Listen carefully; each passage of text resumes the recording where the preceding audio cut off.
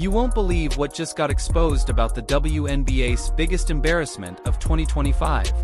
While everyone's been distracted by the league's so-called record-breaking season, something absolutely disastrous just happened. Something nobody saw coming. And trust me, by the end of this video, you'll understand exactly why the entire WNBA is in panic mode right now, trying to cover up one of the most humiliating moments in professional sports history. The numbers just came out, and they're brutal. We're talking about a complete collapse that makes everything the league has been bragging about look like a total lie. The WNBA Finals, the supposed crown jewel of women's basketball, the championship series that should have arenas packed wall to wall, just turned into the laughingstock of professional sports. And the worst part? The league's biggest stars are blaming everyone except themselves. Let me paint the picture for you. Championship tickets, not preseason, not regular season. Finals tickets for the biggest event of the year were selling for $6. $6. You couldn't even buy a large popcorn in the arena for that price. Parking costs more. Even the Ticketmaster service fee probably costs more than a finals seat. This isn't some random mid-season game in February. This is the finals, the championship, the moment the whole season builds toward. And fans would rather spend their money on literally anything else.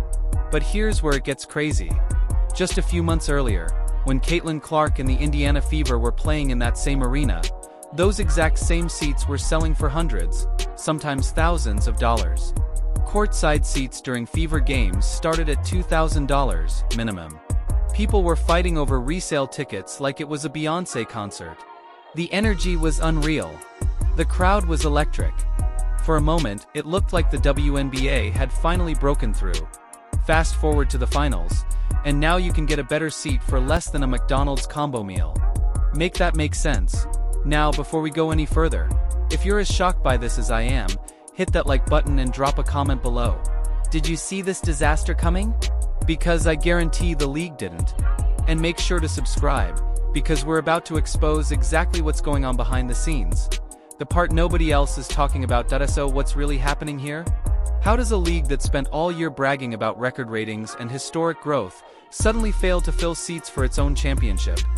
The answer is simpler than most people think, but also more complicated than just blaming one team or one player. The truth is, the WNBA caught lightning in a bottle this year, and completely fumbled it. Let's talk about the Caitlin Clark effect. Because whether the league wants to admit it or not, she was the show. When Clark played, ratings soared. Merch sales exploded. Casual fans who had never watched a WNBA game were tuning in every night. Fever games weren't just basketball, they were events. Social media was buzzing. Sports shows were talking about women's basketball without it sounding forced. For the first time in a long time, the WNBA felt relevant. But here's what no one wants to say out loud. The moment Caitlin Clark wasn't involved, everything crashed. Not gradually, instantly. Like someone flipped a switch and shut off the lights. The casual fans vanished. The buzz disappeared. The energy died. And suddenly, we were right back to the same old WNBA. The one that, outside of hardcore fans, barely anyone pays attention to. That's not an opinion. That's what the numbers clearly show. When the Fever got eliminated and Caitlin Clark's season ended, the finals instantly became an afterthought. Now, Sophie Cunningham of the Fever has been one of the few players willing to speak honestly about what's really happening. She's not making excuses. She's not blaming fans for not showing up. She understands the truth. The product has to be good enough for people to want to watch. You can't guilt-trip fans into caring. You can't shame them into buying tickets. You have to give them something that's worth their time and money. And right now, without the star power that Caitlin Clark brings, the finals just aren't delivering. But that's only part of the story. Because while ticket sales were collapsing and arenas were turning into ghost towns, something even more shocking was happening behind the scenes. Players started speaking out. And what they revealed exposed a massive problem the league has been hiding for years. Aya Wilson, the four-time MVP and supposed face of the league, reportedly had a full-on meltdown after Game 2 of the finals. And who did she blame for the empty seats? Not the boring matchup. Not the lack of marketing. Not the awful officiating that's been driving casual fans away all season. Nope. She blamed Caitlin Clark's fans. You read that right. The league's biggest star is angry that fans of the most popular player don't want to watch games that she isn't in. That's like being upset that people don't want to watch a movie after the main character dies in the first act. And that mindset, that resentment, is exactly what's killing the WNBA. Instead of recognizing that Clark brought something special the league desperately needed and figuring out how to build on that momentum, some players have decided she's the problem. As if her success somehow takes away from theirs. It's petty. It's short-sighted. And it's exactly why the league keeps getting in its own way. And let's be honest, the officiating this season was a total joke, and everyone knows it. When the Fever played the Aces earlier in the playoffs, the calls were so lopsided it looked rigged. Clark was getting hacked with no whistles, while the slightest contact on an Aces player drew a foul. Fans aren't stupid. They see it. And when they start to feel like the league is working against the player they came to watch, why would they stick around? The refereeing controversy reached a boiling point when multiple analysts, including former referees, began pointing out the glaring inconsistencies in how games were being called. Social media blew up with compilation videos showing Clark getting fouled repeatedly with no calls, while her opponents were treated like superstars. The league's response: total silence. Commissioner Kathy Engelbert kept giving the same corporate talking points, that officiating is improving, and we take all feedback seriously. Meanwhile, fans were tuning out in record numbers. And what happened next shocked everyone, because the financial fallout of this disaster became impossible to ignore. We're not just talking about a few embarrassing ticket sales, this is about to hit everything. The Players' Union is preparing for major CBA negotiations. They want higher salaries, better benefits, and bigger revenue shares. And they absolutely deserve those things. Professional athletes should be fairly compensated. But here's the brutal truth they're facing. How can you walk into a negotiation demanding more money when your championship finals can't even sell tickets for more than the price of a burrito? The owners and TV networks are going to weaponize these numbers. They'll point to those empty seats and say, "You told us the league was booming. You said this was a breakthrough year. So why can't you fill arenas for your biggest games?" And the players won't have a good answer, because there isn't one that doesn't involve admitting the uncomfortable truth. The WNBA's growth this year wasn't league-wide success. It was the Caitlin Clark phenomenon. She was the rising tide that lifted all boats. Her games pulled in viewers who then discovered other players. Her merch sales boosted league totals. Her social media presence brought new eyes to the entire sport. Take her out of the picture, and you're left with exactly what we're seeing now in the finals: empty arenas, rock-bottom ticket prices, and a league desperately trying to spin the story. And for fans, it's even more frustrating. Because this ticket price collapse isn't just a Vegas problem. When the finals shifted to Phoenix for the Mercury's home games, the same thing happened. Upper deck seats were going for under $25. Lower bowl tickets? $50. Sections that should have been sold out weeks ago were still wide open on game day. This was supposed to be Phoenix's first finals appearance in years, a proud franchise with a championship legacy, in a city that has proven it will support a winner. And yet, nobody cared enough to show up. The Mercury Aces matchup had all the ingredients for a dull series, and that's exactly what it turned into. No real storylines. No rivalry. No drama. Just two teams playing slow, methodical basketball in half-empty arenas.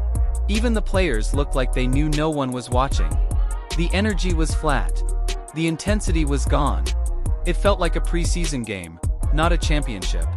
Now compare that to what the atmosphere was like when the Fever were rolling earlier in the season.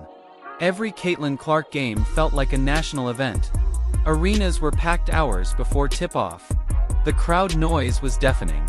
Social media was exploding with highlights before the final buzzer even sounded. That's what professional sports is supposed to look like.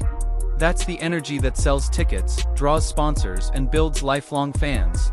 And for a brief moment, the WNBA had that magic, before completely throwing it away. But the most damning proof of this collapse came from the TV ratings. Game 1 of the finals pulled the lowest viewership numbers for an opening finals game in over a decade. We're talking numbers that would be embarrassing for a random Sunday afternoon regular season game, let alone the championship. Advertisers who were thrilled about the WNBA's growth just months earlier started backing out. Networks that had been hyping up their coverage suddenly went quiet.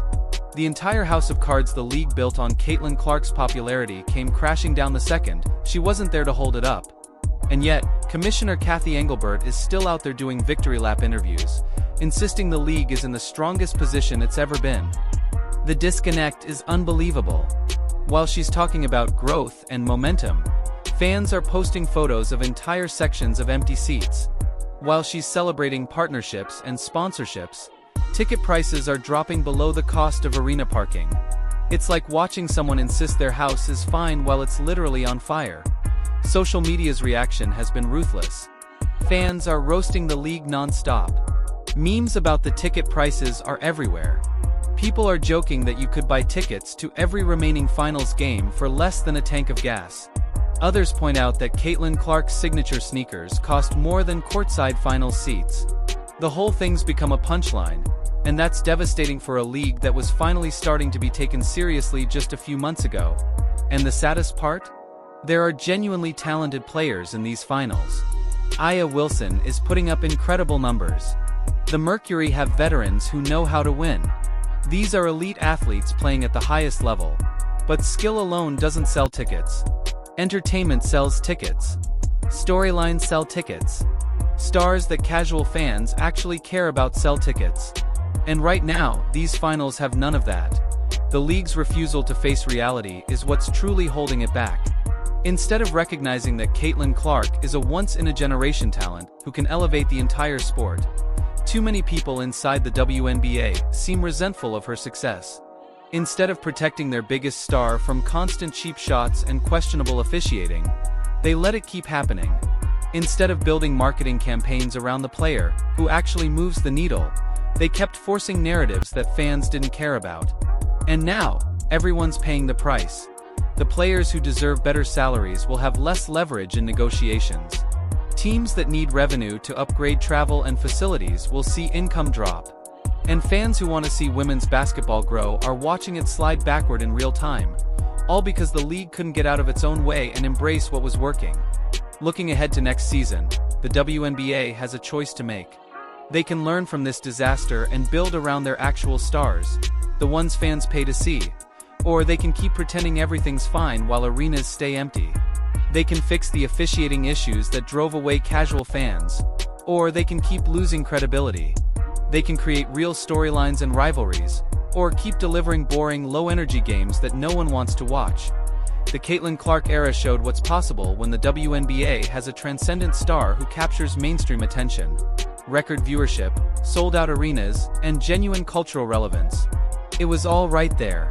And then it vanished. Not because Clark stopped being great, but because the league failed to build a sustainable product around her momentum. One player can't carry an entire league forever, but she can be the foundation that everything else is built on. The WNBA had that foundation, and chose to ignore it. So here we are, watching finals games in mostly empty arenas, with ticket prices that would embarrass a high school tournament. The most affordable championship in professional sports history. The WNBA's biggest event being treated like clearance merchandise at a going-out-of-business sale, while league officials still insist everything's fine. But the numbers tell a different story. Before we wrap up, I want to hear from you. Drop a comment below. Do you think the WNBA can bounce back from this disaster? Can they rebuild the momentum they had earlier this year? Or does this prove that without Caitlin Clark, the league just isn't compelling enough for mainstream audiences? And don't forget to subscribe. We'll be following every twist and turn as this story unfolds. Hit that notification bell so you don't miss what's next. The reality is harsh but simple. The WNBA without Caitlin Clark isn't thriving, it's barely surviving. The empty seats don't lie. The rock-bottom ticket prices don't lie. The collapsed ratings don't lie. You can spin the story however you want, but in the end, fans vote with their wallets and their attention. And right now they're voting to stay home. The league had magic, real, once-in-a-generation magic, and they let it slip through their fingers. Now they're left trying to explain to sponsors and networks why nobody wants to watch their championship. It's a cautionary tale about what happens when you take your audience for granted and ignore what's actually driving your success. The WNBA had its moment, and the question now is, will it ever get another one like it again?